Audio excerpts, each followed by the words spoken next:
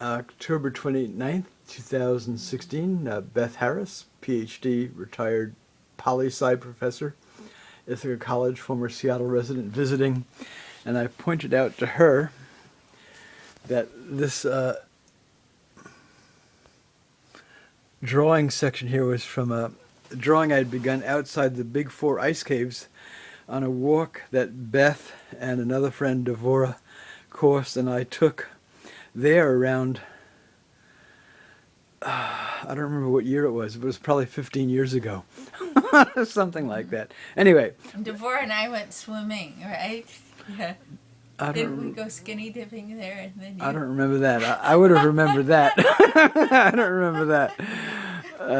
Anyway, would you like to say anything about the artwork? What was his name again? Sandro Delmastro. Right, who was a friend of Primo Levi's. Right, chemistry classmate, and taught Primo all about hiking and the outdoors and love of nature and all that. Yeah, and he ended up being murdered by a fascist youth. But yeah, one of the things you were just telling me about him, I just learned about him, and you read me this beautiful passage from Primo Levi's. The periodic table. Yeah, periodic table. But he had a love of nature, and they both had a love of nature that went so deep that they had a kind of a primal relationship with the animals. Well, Sandro did for sure. I don't know about Primo. Maybe kind of he appreciated Sandro's love of animals. Yeah. It sounds like, yeah.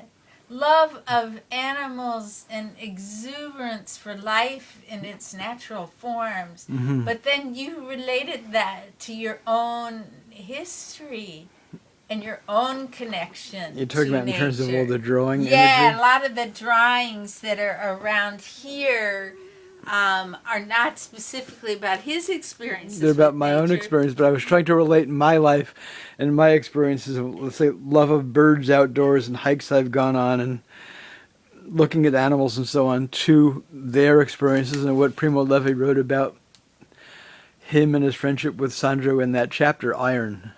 Yeah, which I table. think is important when we deal with atrocities and murders, that the people who get killed have that common love of life, and they are part of our family. I know that happens with you when you make these art pieces. You become very close to the person and do all of this research, but as you do it, they become part of your own family per se, and your own friends that were part of a common community that crosses the ages and crosses the boundaries, and we mourn the losses together, and we celebrate too the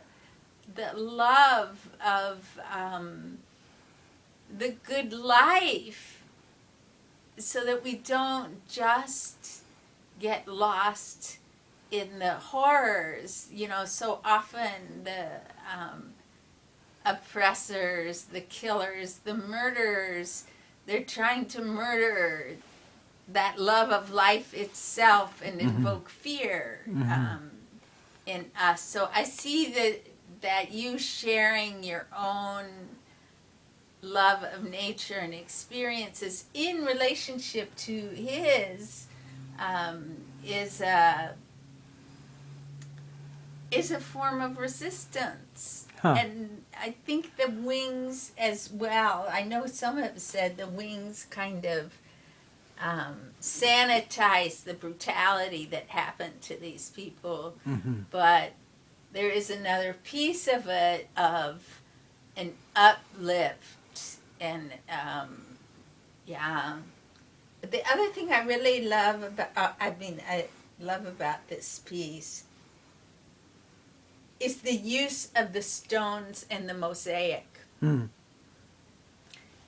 this if you haven't seen the photo, you might not catch the significance of this.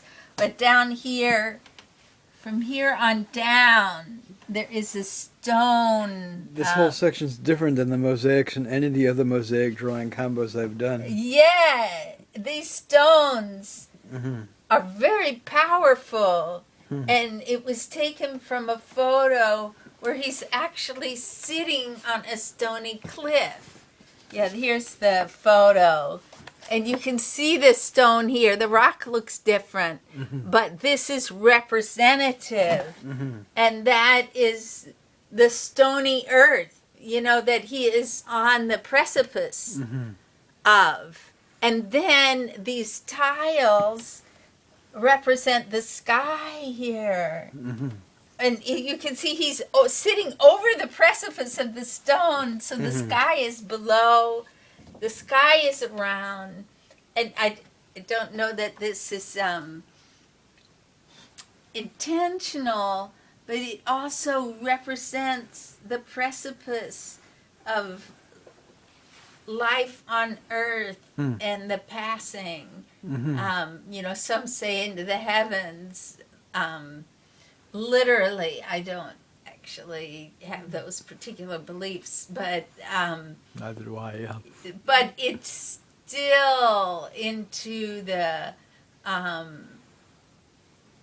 into the more ethereal world of memories after death, that he still exists. He exists in the sky and he exists on the earth. So you have different precipices of natural and spiritual as well. And then with you and with him, you have a continuity of history too. One of the things that I know you've done some work on the shoals too, Hans and Sophie Scholl, who were then the White Rose, who were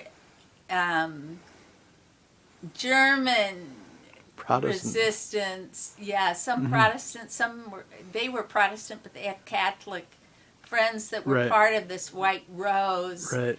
And they had also been part of the rural sort of scouting tradition, which gave them this sense of freedom and love for life, but it had a